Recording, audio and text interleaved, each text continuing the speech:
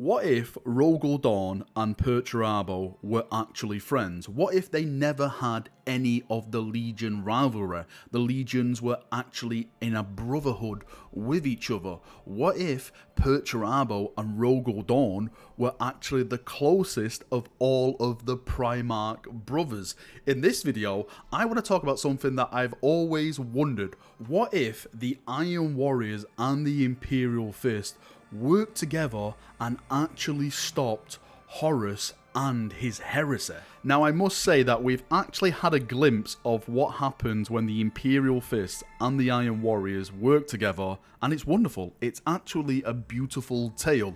This is Dantiok and Pollux, of course. Dantiok was a loyalist Iron Warrior who remained loyal, of course, to the Imperium, and he worked with Alexis Pollux, who was one of the captains of the Imperial Fist Legion. Through them, they told a tale of brotherhood, of legendary battles, and nothing could get through their fortified position. So what does that mean then if Rogal Dorn and Perturabo shared that same brotherhood?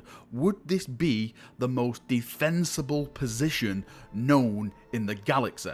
I've always said that if the Imperial Fist and the Iron Warriors worked together, they would be the most powerful thing known in the galaxy. I don't care about your Tyranids, I don't care about your Eldar, your Necrons, anything like that, your Tau. These two legions coming together, putting their resources together, putting their firepower, their minds, their skills, would be a complete unstoppable force. Nothing could stand in their path. Now, if Perturabo and Rogal Dorn were friends, I'm personally going to say that Perturabo never chooses the side of Horus. Now, that is going to create a complete ripple effect, which we'll get into in a second with certain different scenarios. I think it could even change the outcome of the Horus Heresy. I think that Horus actually never reaches Terra and is defeated on his way to Terra by the Imperial Fist and the Iron Warriors. Because one of the main reasons why Perturabo turned against the Imperium, because he was never loved by the Imperium. And I think if Rogal Dorn was his friend, he would be getting that brotherhood, that love from another legion. Someone telling him that he is doing a great job, his legion are special, they are amazing, and they should be recognized for what they're bringing to the Imperium. I don't think Rogal Dorn or Perturabo would have the hubris about themselves, about, you know, taking each other down and who's the best at siege warfare, who's the best at craftsmanship.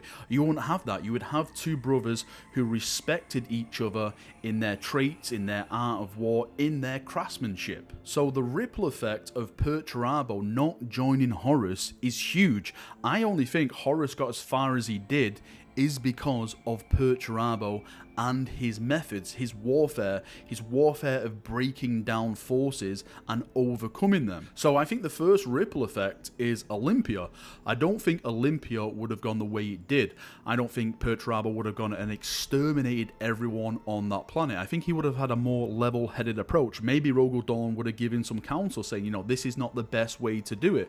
We need to go in there, we need to find the head of this beast, and we need to separate it from the body because it's giving it bad directions. But I think the bigger picture is stuff like Isfahan.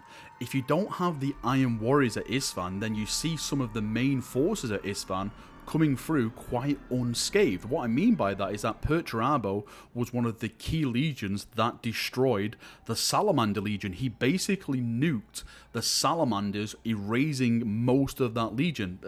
Vulcan was the only one to survive because, of course, he was perpetual. Vulcan was then given over to Conrad Kurz by Perturabo, and we all know the story what happened then with him being tortured and stuff like that. So that whole scenario is then slung out the window. You have the scenario on top of that stating then you won't have the battle of the Foul system as well, because it was the Iron Warriors that ambushed the Retribution fleet sent by Rogal Dorn to Isfahan to aid the Loyalists at taking down Horus, Fulgrim, and the World Eaters. In this scenario, you would probably have the Iron Warriors and the Imperial Fist actually sailing through the Foul system together to be a part of that Retribution fleet to bring justice to Horus and his traitorous brothers. Because theoretically, I think what you could have is a complete swap around during the whole Horus Heresy. Instead of the Imperium and the Emperor being besieged, you have Horus and his traitorous forces being besieged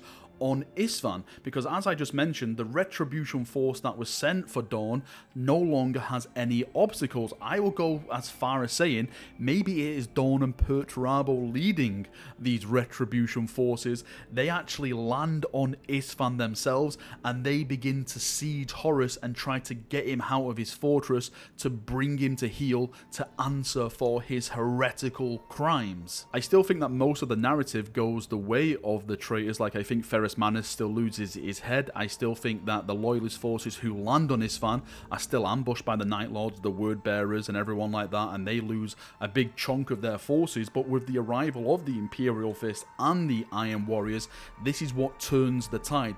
The huge galactic battle in the stars between the fleets turns the tide when the Imperial Fists and the Iron Warriors arrive in system. You have the Phalanx, you have the Iron Warrior flagship, its name escapes me at the moment, but these two vast ships breaking in over the orbit of Isstvan, unleashing their guns, would create absolute chaos among the traitor forces and their fleets. They would be complete in retreat, and it would leave then the Imperial Fist and the Iron Warriors to descend on Isstvan and begin their siege of Horus, because in their brotherhood they would work it between them to weed out Horus. Don't forget, this is just the start of the Horus Heresy, so Horus hasn't been fully imbued by the power of chaos. He's just normal Horus with the plans to overthrow the Imperium. Fulgrim hasn't turned to his demon form yet.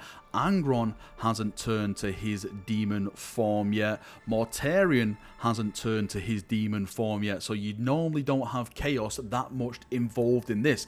This is just legionnaires versus legionnaires. This is the start and the end of the Horus Heresy before it exceeds and gets too much out of hand. So in this final scenario, in this siege of the traitor Horus, I would have the remnants of the Iron Hands, the Salamanders and the Raven Guard helping the Imperial Fist and the Iron Warriors, who are at full legion strength. Yes, in my scenario, nothing really happened with the Warp Storms at Fallon. They came through mostly unscathed, unleashing their fury upon Horus.